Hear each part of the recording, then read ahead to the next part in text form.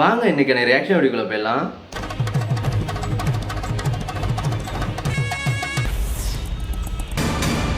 இப்படி ஒரு ரிலே பாட்டி வந்துருச்சு. பாருமா அப்பட்ட வருது. ஆனா இந்த அப்பதான் வந்தது யாருக்கு பயமோ இல்லையோ ஈஸ்வரிக்கு செம பயமா இருக்கு. வரதுக்குள்ள அவ கழுத்துல நாத்தரார் முடிச்சு போடும். சொன்ன நிறுத்துங்கடா, நிறுத்துங்க. ஆனா இந்த பாட்டி கூப்பிட்டதை யாருக்குமே பாத்தீங்கன்னா சவுண்ட் கேட்கல. அந்த கெட்டி மேல சவுண்ட்ல பாவம் பாட்டி.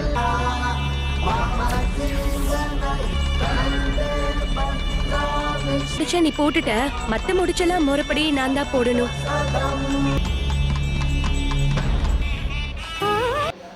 ஆனா இந்த பாட்டி ஆடி அசைஞ்சு வரதுக்குள்ள நம்ம சேத ஐஸ்வர்ய கழுத்தில் தாலி கட்டிட்டாங்க. பாவம் இல்லையே.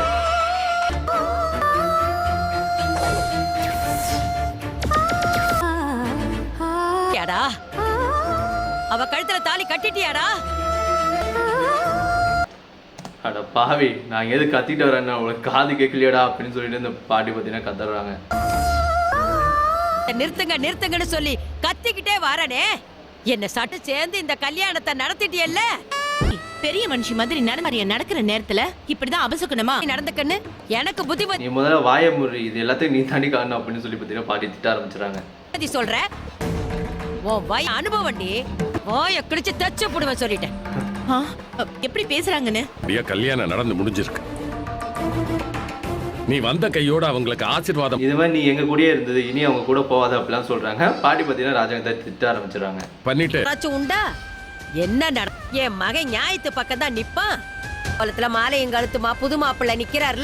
1 மணி நேரத்துக்கு முன்னாடி பிறந்த குழந்தை இது மாதிரி சேதுவுக்கு பிறந்தது இது மாதிரி ஒரு குழந்தை இல்ல ரெட்டை குழந்தை அப்படிங்கிற உண்மையை சொல்றாங்க. அது கேட்டு எல்லாரும் ஷாக்கிங்கா இருக்கு. தூக்கிக்கிட்டு இங்க வந்திருக்கான்னு பாக்குறீங்களா? பரிசு கொடுக்க வேணாம் முடியாத ஒரு கல்யாண பரிசு உனக்காக கொண்டு வந்திருக்கிற எல்லாருக்காலும் நான் மறைச்சு வச்சிருந்த ஒரு விஷயத்த சொல்றேன். இது மாதிரி முன்னாள் பொண்டாட்டி இருக்காது தமிழ்ச்செல்வி, அவளுக்கு இது மாதிரி ஒரு குழந்தை பிறக்கல, ரெட்டை குழந்தை தான் பிறந்துச்சுங்கிறாங்க. அது கேட்டு எல்லாருக்கும் வந்துச்சு. ரெட்டை குழந்தைங்க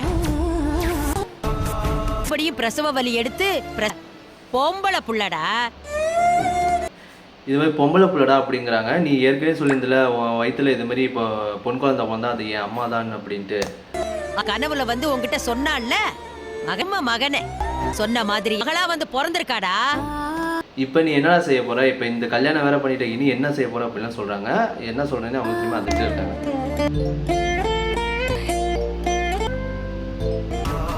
ஆனா இதெல்லாம் பார்த்துட்டு யாருக்கு ஷாக்கிங்கா இல்லையோ நம்ம ஈஸ்வரிக்கு ஷாக்கிங்கா இருக்கு. ஐயோ இந்த குழந்தைய வச்சு ஏதாச்சும் பிரச்சனை ஆயிடுமோ, திடீர்னு கல்யாணம் வேணாம்னு சொல்லிட்டு போயிடுவானோ அப்படிங்கிற மாதிரி பார்த்தீங்கன்னா ஈஸ்வரி அதிர்ச்சியில் இருக்காங்க. இந்த எபிசோட் பத்தி என்ன நினைக்கிறேன்னு மறக்காம கமெண்ட் பண்ணி லைக் பண்ணுங்க.